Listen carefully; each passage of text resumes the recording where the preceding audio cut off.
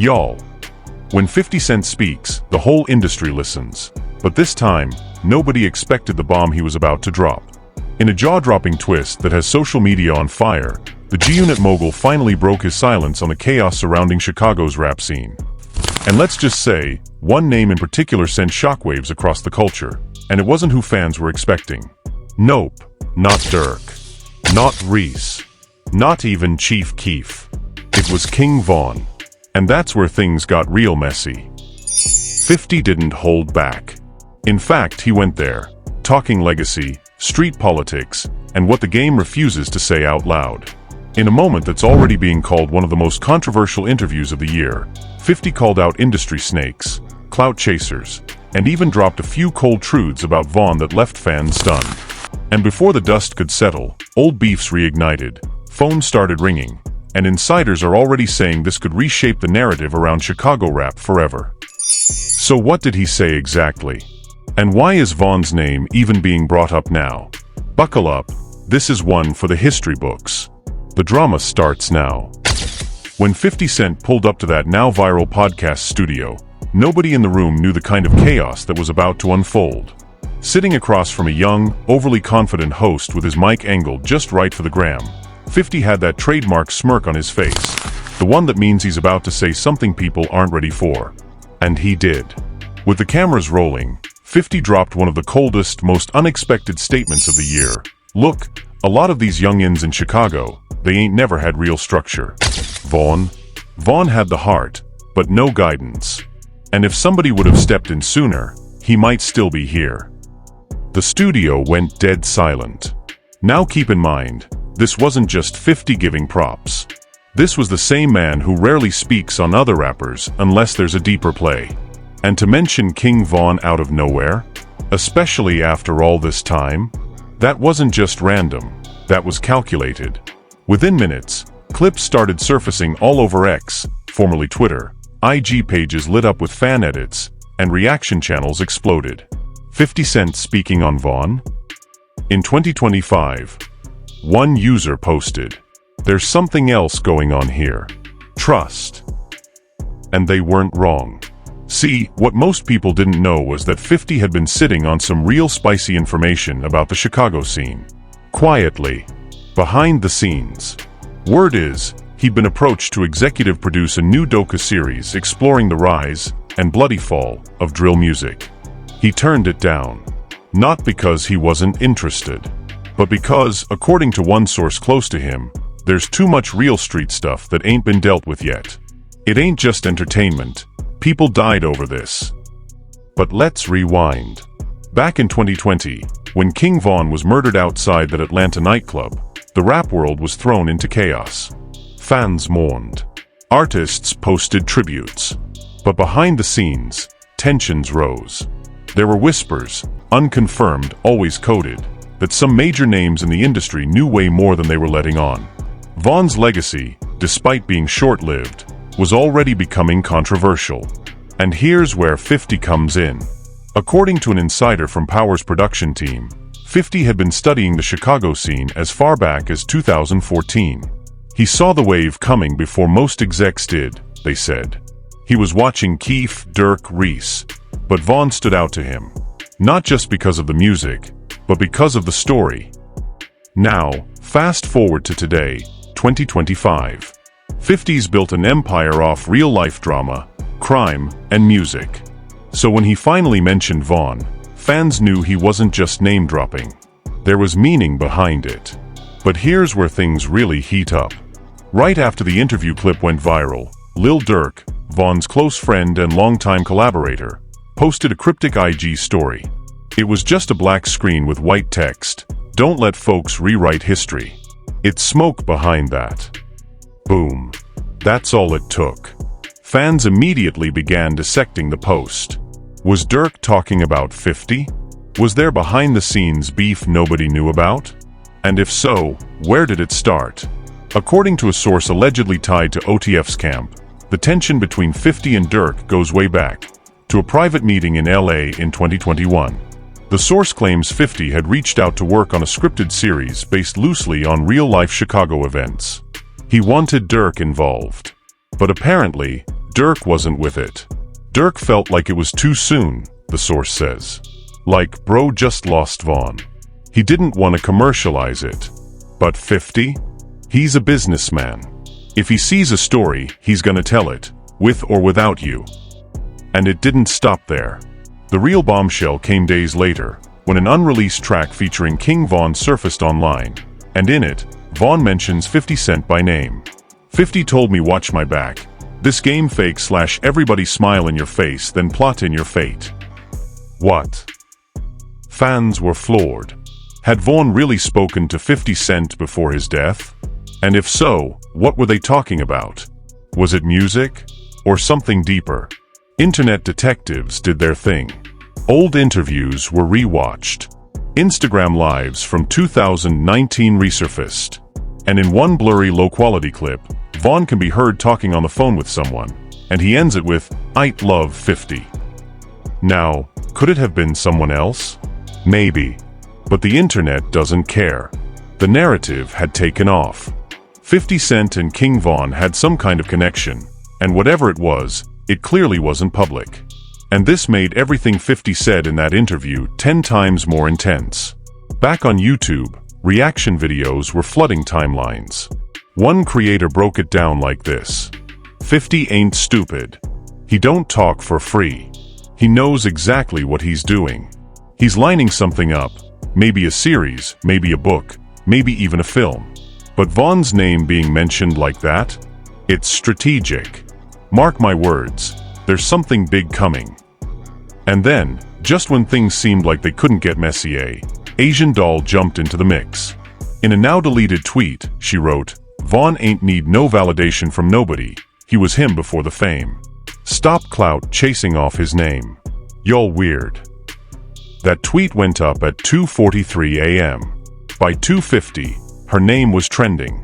Fans began choosing sides. Some defended her, saying she was the only one truly keeping Von's legacy alive. Others accused her of using Von's name herself to stay relevant. And in the middle of it all, 50 remained silent. No follow-up. No clarification. But someone else wasn't staying quiet. Boozy Badass. Boozy hopped on IG Live with a lit blunt in hand, clearly heated. "Man, y'all better leave 50 alone. That man got more dirt than a graveyard. If he talking about Von, he knows something. Trust me, that ain't a man you wanna play with. He been in this since y'all was wearing skinny jeans with no belt." And that's when fans started realizing this wasn't just a random media moment. It was something deeper. Something connected to past events, unresolved tensions, and maybe even unfinished business. But behind the scenes, the drama was only escalating further. A leaked text thread, allegedly between one of Von's cousins and a Chicago producer, suggested that a major production company had reached out to the family for rights to Von's life story. The text read, "They said 50 backing it. Told us they want to tell the real story. Not that watered-down stuff. But Granny said no, not without Dirk." Hold up. If 50 was working on something about Von's life, but the family denied it, that might explain the passive-aggressive shots being thrown on both sides. It wasn't about clout. It was about control. And according to one Hollywood insider, who asked to remain anonymous, the story might have already been in early development under the working title, The Code, Life and Death in Drill Culture. And guess what? The insider claims the series was quietly pitched to stars earlier this year, the same network where 50 already has multiple shows airing. Coincidence? Doubtful. So now we're looking at a situation where 50 is publicly naming King Von, hinting at structural failures in the Chicago rap scene, while also reportedly developing a series about the very culture Von helped define, and Von's own people aren't fully on board. That's not just messy. That's nuclear. Meanwhile, on the streets of Chicago, rumors started spreading faster than wildfire. Certain O-Block affiliates were allegedly not happy with how Von's name was being thrown around by outsiders. One Chicago blogger said, "This ain't just entertainment to us. Von was family. If someone gone tell that story, it better be one of us, not somebody from New York trying to make a quick dollar." And that's when Charlemagne the God decided to weigh in. On The Breakfast Club, he said, We gotta stop acting like telling our stories is exploitation. Sometimes it's documentation. 50's not just a rapper, he's a storyteller. If y'all don't want him telling the Vaughn story, then somebody from Chicago better do it right. Or else someone else will. That clip alone got over 2 million views. But even as fans debated, the energy around the situation shifted from curiosity to tension. Behind closed doors, there were murmurs of phone calls, secret meetings, and even alleged threats being passed around. Some insiders say labels started pulling artists back from interviews, worried they might accidentally say too much. And in the middle of all this chaos, one final twist emerged. A never-before-seen photo of King Von, backstage at a G-Unit event in early 2020. He wasn't on the lineup. He wasn't announced. And yet, there he was. Hoodie on. Chain tucked. Standing next to none other than Tony Yayo, with 50 Cent a few feet away. Fans were shook. How did nobody know Vaughn and G-Unit ever linked? The caption on the leaked photo was short and cryptic. That night changed everything. And that's where things start to really spiral. That photo. That night changed everything.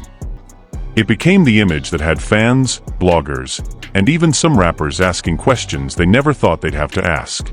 King Von, just months before his death, standing backstage at a G-Unit event, not on the bill, not posted on IG, and no shout-outs.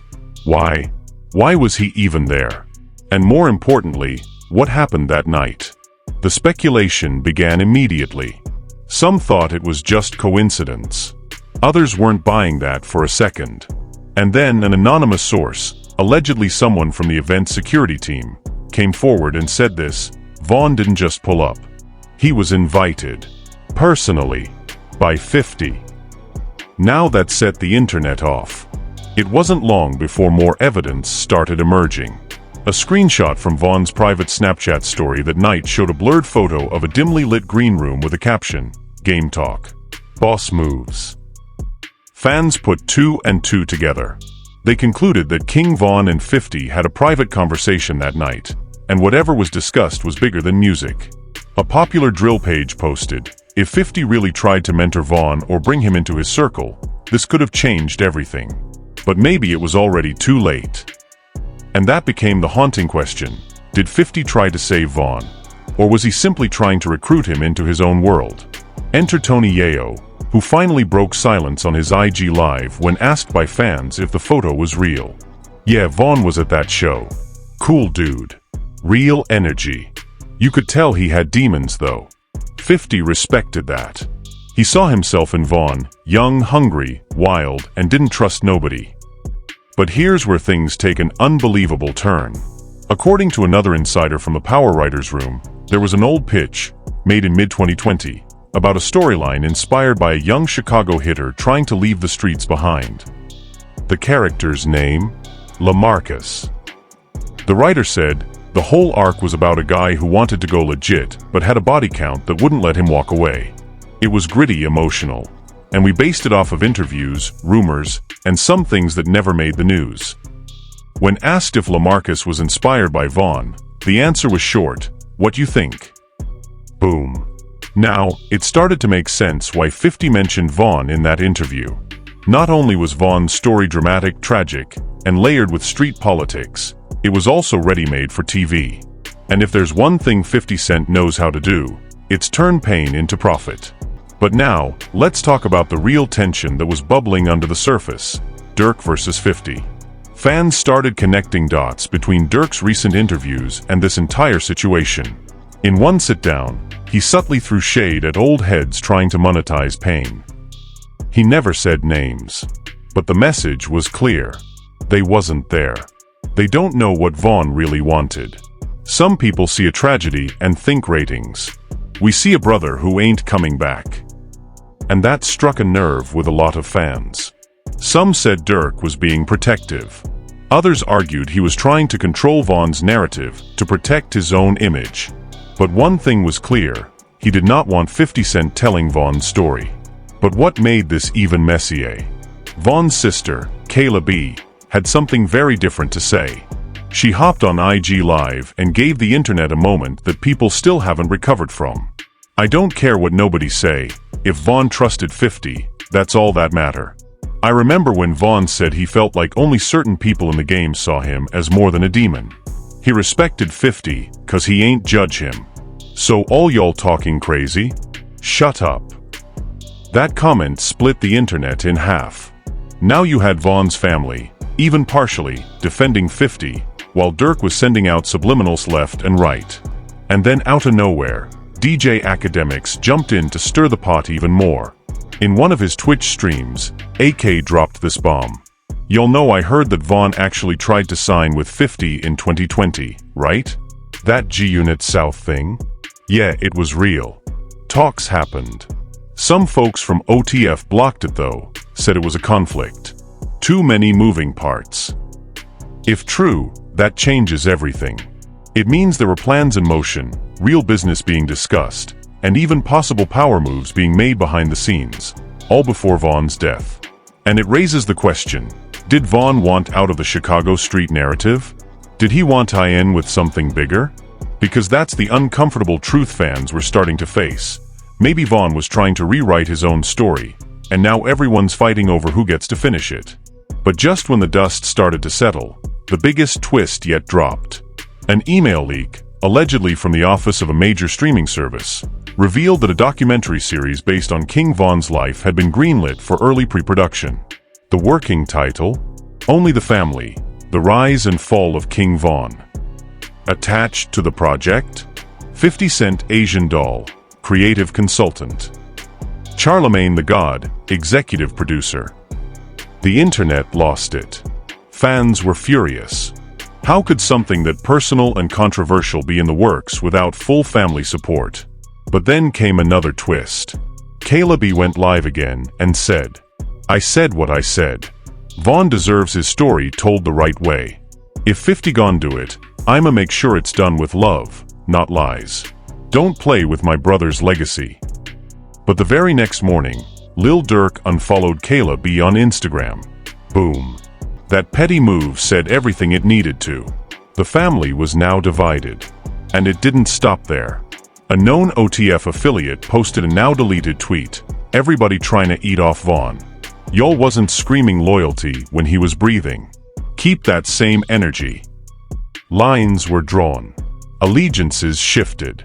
And fans didn't know what to think. Some were excited at the idea of a raw, unfiltered story about Vaughn. Others felt it was all exploitation. One tweet summed it up perfectly. It's not about who tells the story. It's about who profits off the pain. And with all the money, clout, and control involved, things were bound to explode. Meanwhile, back in New York, 50 remained eerily quiet. No posts. No interviews. No comments. Just a single Instagram story, a black screen with one word, legacy. That alone triggered 100 YouTube videos breaking down what he meant. One creator said, "This ain't just about Vaughn. This is about a bigger conversation. Who gets to tell black stories? Who gets to profit off trauma? And why do we only care when it's too late?" Fans were torn, and the clip, 50 is asked directly, "Why'd you even mention Vaughn now? Years later." He pauses, looks straight into the camera, and says, "Because people still scared to tell the truth about him. They either scared of what he did, or scared of what they did to him. Either way, the silence ain't help. Maybe the truth will." And just like that, the video cuts. Silence. That final line from 50, "Maybe the truth will," was like gasoline on a fire that had already been burning for days. The silence that followed wasn't just dramatic. It was strategic. The internet didn't just react, it detonated. YouTube was flooded with new conspiracy breakdowns. Twitter or X threads dissected Vaughn's lyrics, past interviews, deleted tweets, and rare live streams. Some fans were trying to solve a mystery. Others just wanted someone to finally say what everyone was thinking. What really happened behind the scenes with Vaughn? And why is 50 Cent trying to tell his version now? Meanwhile, inside the industry, things were heating up fast. A verified producer from Chicago, known to have worked with Vaughn in 2019, spoke anonymously to a podcaster and dropped a chilling quote, "Vaughn ain't trust nobody in the end. He told me one night, they all gon' flip my name when I'm gone. Just watch." He knew this was coming. That hit different. If Vaughn knew that one day the industry would twist his story, then maybe, just maybe, that's why he'd connected with 50 Cent in the first place. Maybe he was already looking for someone outside the Chicago circle to document his legacy the way he wanted it told. But things weren't adding up. Another plot twist dropped when a respected Chicago journalist revealed that Vaughn had left behind over 30 unreleased voice memos, recordings on his iPhone, speaking directly to the camera like a vlog. Some were casual. Others were confessional. And guess what? One of them allegedly said, "I know they think I'm just drill and bodies, but I got more to say. When it's time, somebody gon' tell my real story. And it ain't gonna be who y'all think." Fans went wild. People started begging for the memos to be released. Some even launched a petition calling for Vaughn's family to authorize a public archive project, similar to what was done for Tupac. But this just made things worse. Durk went live, and though he didn't name names, the energy was tense. In the clip, he said, "They trying to get y'all emotional so they can sell y'all trauma like it's merch. But I ain't going for it." If Vaughn had something to say, he would have said it himself. Don't let no outsider tell our story like they was there. Again, no names. But everybody knew who he was talking about. And then, out of nowhere, 50 Cent dropped a teaser. Just an Instagram video. Black screen. White words. The story they tried to bury. The name they feared to say. Coming 2026. And then, a voice. Vaughn's voice. From one of the leaked memos. "Don't believe the hype. Believe what I left behind." The internet collapsed. This wasn't just drama anymore. This was a full-blown media war. 50 was going to tell his version of the Vaughn story. And nobody, not Durk, not Asian Doll, not the OTF family, could stop him. Not unless they brought their own receipts. And that's exactly what happened next. A rival documentary project, unofficial, but clearly being rushed into production, was announced days later. The title? O'Block Forever, The Real King Vaughn. Attached to it were names like Lil Durk, executive producer, DJ L, former Vaughn producer, Vaughn's Uncle Range Rover Hang, FBG affiliates providing street context. That's when it became clear. Two sides, two versions, two legacies. One told by a rap mogul from Queens, the other by Vaughn's blood and his city. And fans? They were caught in the middle, debating, arguing, crying, choosing sides. Some accused 50 of exploitation. Others said Durk was just trying to cover up his role in not protecting Vaughn. It got dark fast. Bloggers were flooded with DMs from supposed insiders. Some even claimed that Vaughn's murder in Atlanta was more complicated than people realized, and that 50 Cent knew more than he was letting on. Wild theories started flying. That Vaughn had been planning to distance himself from certain circles. That his unreleased memoir, yes, apparently he was writing one, had industry secrets. That there were conversations between Vaughn and G-Unit about witness protection for a close associate. Now, let's be clear, none of that is confirmed. But it didn't stop the internet from eating it up like oxygen. Back in the Bronx, 50 Cent still said nothing. But guess what? His lawyer did. In a brief statement to Rolling Loud Radio, 50's legal team said, "Mr. Jackson's upcoming project is a journalistic and dramatized retelling of real events, based on publicly known material and previously unreleased content that has since been licensed legally. No defamation or invasion of privacy exists." Translation? It's already done. And unless Durk's camp has some sort of injunction ready, 50's version of Vaughn's story will drop next year, with or without approval from OTF. But that's not even the craziest part. A leaked casting sheet from a production agency in Atlanta lists the lead role of Kilovolt, a character loosely based on a real drill artist, with a description. Late teens, early 20s. Magnetic. Dangerous. Loyal to a fault. Haunted by violence.